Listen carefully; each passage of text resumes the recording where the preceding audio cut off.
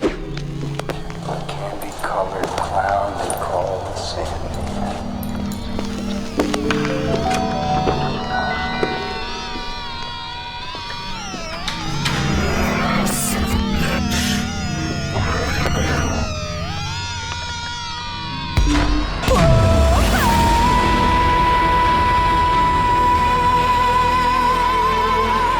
Death Stranding, it's out, it's finally out, and oh boy, is it what you expected it to be? Are you satisfied? Are you forcing yourself to like it? Or are you mindlessly hating it? Or perhaps in an elegant middle ground, juggling frustration with fun or curiosity? Be it art or just a grindy repetitive fest, there's a lesson to be learned, to not fall victim to hype's tightening grips.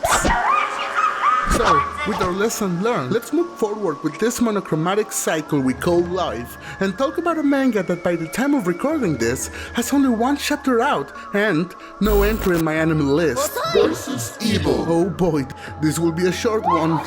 Asahi vs. Evil Dead is a new manga written by Takashi Yomoyama about Asahi Honoshiro. We open our adventure with this girl being consensually groped by some dude who moves forward to give her some head.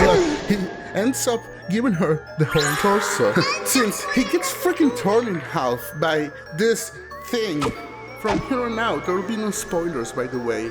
Not that there's much to spoil at the moment. Now, this thing, does he look familiar? A tall, muscular man wearing a Kamen Rider mask. That's right, Michael Myers. So, the summary goes something like this. Asahi is a girl possessed by a vengeful spirit without any of his memories amongst the living. This story is about the struggle of the two of them searching for his memories in a new ghost battle manga. What?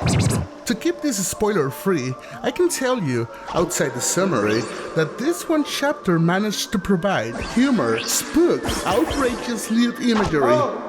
Now, by this point, If you're degenerate, the art may seem familiar to you. The art is made by none other than full-time gas-wearing mask mad lad Gesundheit, behind works such as Kutsuno Onanoko and Momohime, publishing works on monthly anthologies like Kuriberon and Baberu, moving up the ranks to Kairakuten. If I'm talking in some other language, leave it like that for your own good. But there are some points I would like to touch upon with this mad lad.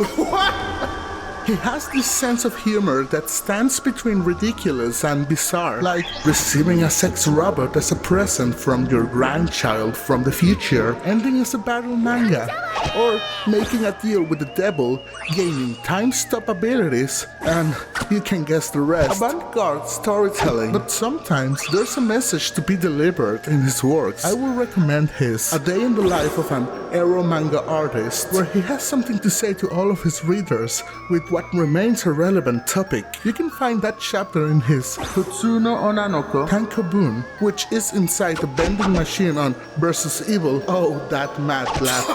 He is clearly a cinephile, and he pays homage in his works to classic films and folk tales, which can be seen in Versus Evil, or multiple works like his retale of Momohime, or his chapter about a post-apocalyptic wasteland with this Terminator look-alike bastard that comes to, well, you can imagine. I remember when I came upon his art on Twitter, seeing these pieces where he paid homage to these classics, shooting his waifu beam all over the place. Waifusification?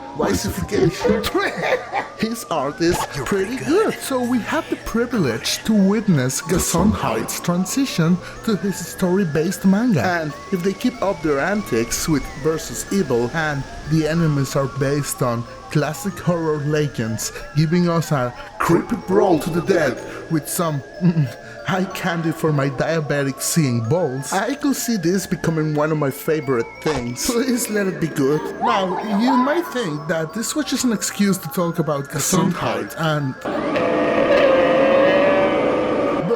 I can't say that I've read everything from him since I don't know how to read. So, good things. Horror references? Gesundheit cinematic ways. Drawn by an Ero mad lad. Bad things. None whatsoever. There's no way that this will come back and bite me in the arse. So I give this a no lessons learned out of 10. So let us rejoice and bring out your gas masks and send in the clones.